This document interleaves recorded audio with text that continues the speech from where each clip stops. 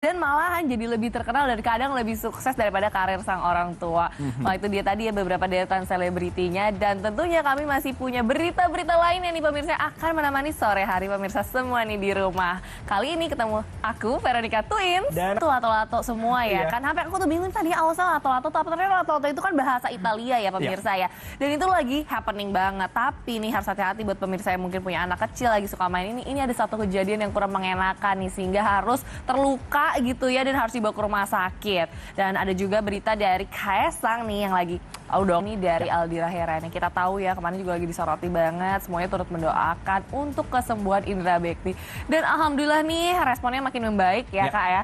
Jadi semakin mulai ada responnya, terus udah mulai bisa ngomong. Dan yang justru bikin apa ya, Aldira nih sang istri agak bingung, ini kok yang dibaca tuh doa untuk pergi atau traveling. Kan mungkin ya pengen kalau udah sembuh cepet-cepet traveling kali ya. Betul. Nah, ada Sarah Richard ini udah lama banget sendiri, terus kan base campnya juga di Bali. Tuh aku sering banget ketemu lagi sendirian. Nggak apa-apa lah sekali-sekali. Lagi sekali-sekali difotoin sama Kaesang ya kan? Betul. Menyampaikan bela sungkawa yang sebesar-besarnya untuk keluarga Putri Marino dan juga keluarga besar. Karena pastinya ini di awal tahun ya menjadi berita yang sangat menyedihkan gitu ya. Awal tahun baru ini harus kehilangan papa tercinta. Nanti kita akan kasih lihat lagi detailnya seperti apa. Dan juga kita ada berita yang cukup mencengangkan nih dari Vena Melinda. Nah kita tahu kan kalau pernikahannya ini masih bisa dibilang honeymoon phase gitu ya. Dan yang diposting ataupun yang diberitakan sekarang oleh Vena adalah ia mengalami KDRT atau dugaan KDRT yang dilakukan dengan sang suami ketika sedang berlibur di Kediri. Iya, karena agak untuk hukum Newton gitu ya, untuk memberikan percontohan aksi sama dengan reaksi. Karena ternyata memang ada unsur bahaya dan resikonya juga nih pemirsa, kayak sudah terjadi sekarang gitu ya. Ada seorang anak yang matanya tuh terkena lato-lato sehingga harus menjalani operasi. Jadi ini semua merek ada, dari motor, mobil, yang jadul, yang terbaru, ada semua. Kalau kita nggak apa-apa, salah satunya kita jadi resolusi di print, dipajang biar jadi masa depan. Dan bayar pajaknya gimana, nyucinya gimana, terus udah gitu servisnya gimana gitu ya. Pasti banyak timnya sih tentu yang ingin dirasakan oleh Indra Bekti gitu ya, yang kemarin sekarang gitu tepatnya masih sakit gitu, untuk kembali lagi ke kesuksesannya. Menurut aku ya, namanya juga hidup gitu ya, ada kehidupan, ada di atas, ada di bawah. Kalau kita kilas balik lagi 2 tahun yang lalu, Teh Dila gitu kan, dia sedang mengalami sakit juga gitu kan,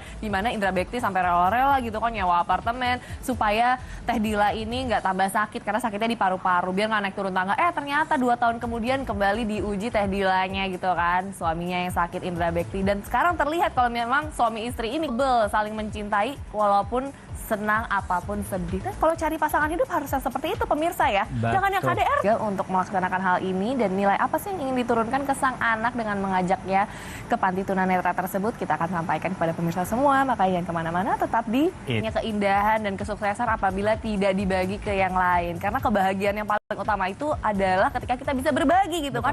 Resolusi 2023-nya selain sukses, gimana caranya bisa berbagi lebih banyak. Dijamin ya berkat yang diturunkan pasti lebih banyak. Nah, seperti yang dilakukan Melanie dan sekeluarga mengajarkan sang anak ya, Chloe dan juga nah mereka ini untuk berinteraksi dan berbagi langsung dengan teman-teman di panti tunanetra.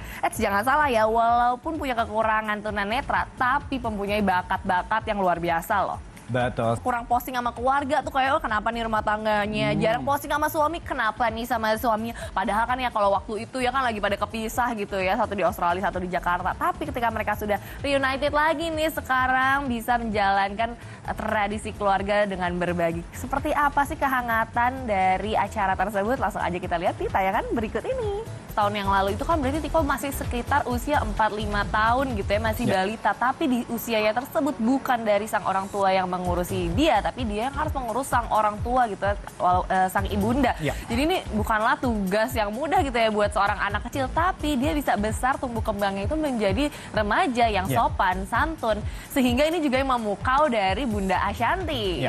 Apapun Bunda akan kasih karena salut akan attitude dari Tiko ini sendiri ya. Memang kadang-kadang ya kalau melihat value dari seseorang gitu ya, mungkin nggak perlu ngelihat kayak wah sekolahnya sampai tahap mana, skillnya apa aja, tapi attitude itu yang paling penting gitu ya. Kalau misalnya attitude-nya bagus, orangnya baik, nanti tinggal diajarin dikit-dikit juga pasti langsung bisa. Mungkin bisa jadi tim kontennya Bunda Ashanti. Rumah gedung kayak gedung gitu yang mewah. Ini tuh biasanya dipakai syuting sinetron-sinetron gitu ya. Tapi penampakannya itu sudah tidak terawat gitu ya. Sudah kotor, terus banyak yang rusak, penuh debu. Nah ternyata di balik cerita tersebut ada fakta-fakta yang cukup miris gitu ya. Seorang anak laki-laki yang ditinggal oleh sang ayah dan harus mengurus sang ibunda dari usia masih sangat kecil. Nah cerita ini pun akan diangkat dan diceritakan lagi ke Bunda Ashanty yang mengundang Tiko ini ke rumahnya. Nah kira-kira cerita seperti apa nanti akan ada di tayangan yang akan menjadi berita terakhir kita pemirsa di Insert Today hari ini.